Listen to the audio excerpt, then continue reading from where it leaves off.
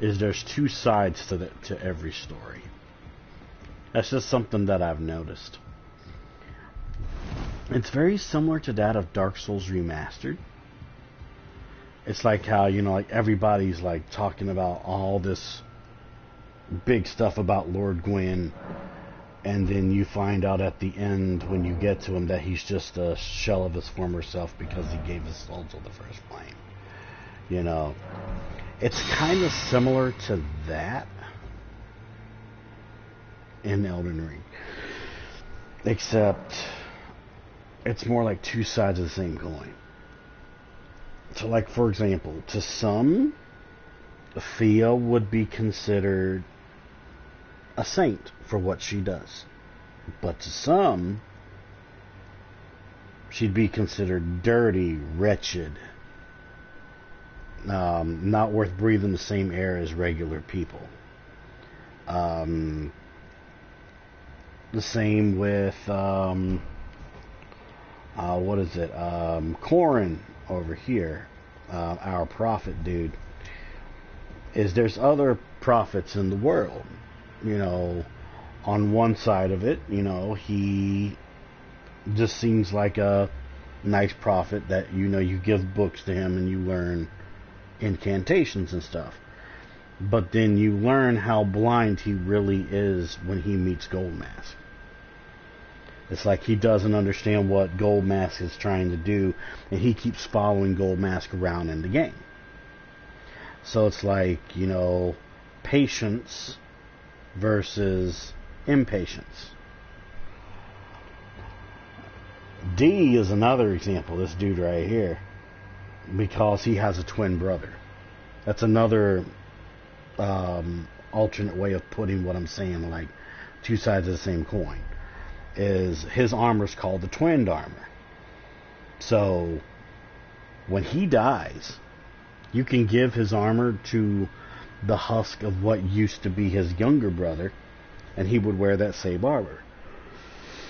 He is also called D. They're both called D, but they're both brothers. It's also the same with the one dude that was standing here, Dialos. Dialos has an older brother, and he is his name is Juno Hoslow. Juno Hoslow is the guy that has the rose petal whip that I like in the game. He's stronger and more into the story of the Lord of Blood. But then there's Dialos, where he's the younger brother, wears similar clothes as he does, but he's not as strong as he is. It's like while one brother knows his path to righteousness, the other one is blind to what path he wants. That's what I've been learning about Elden Ring lately. Once again, Rodrika. Rodrika's another situation. She was a crestfallen. She was supposed to help people and prevent them from being grafted. She failed. And while she failed one purpose, she has a new one. She's a spirit tuner. Are you kind of getting it? It's like two sides of the same coin, two different truths, possibly two different lies, two different versions of something that could lead into one truth or one lie. It's kind of the same also with the blacksmith. He wears chains on his legs, but he's not bound to, any particular job. Yeah, his last orders were from Queen Marika, where Queen Marika said, you are to create the blade to slay a god. That is your final task in my service. So while Queen Marika, is no longer around and stuff like that, he's a prisoner, but he's also not a prisoner, if that makes any sense to anybody in chat.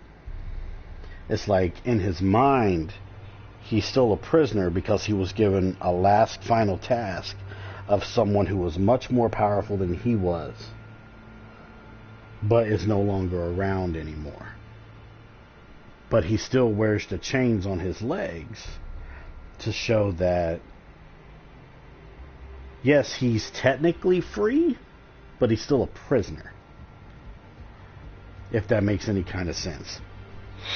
And like I said, when it comes to Fia, she's either good or bad, depending on the way you look at it. In terms of good, she lays with, people of high vigor, and is basically the last thing they see before they die. That's what a deathbed companion technically is. But also keep in mind that, to some, that's a noble act. But to other people, she'd be considered like a whore. Someone dirty, nasty, not worth breathing the same air as another person. You guys get what I'm talking about? That's what I've been learning from not just the story of this game, but just a lot of the different item descriptions of stuff that I've been finding. That's basically what this story's moral is. There's two sides to everything. That's the moral of this whole story. And like I said, it's similar to that of Dark Souls Remastered. Okay? Go see with Dark Souls Remastered, there's the light and the darkness. Remember? Light and darkness. To some, good and bad. But there's that one question that fries in the back of your head when you think of light and dark, or quote-unquote good and bad. Is light good, or is light bad? Is dark bad, or is light good? Or are they kind of the same thing?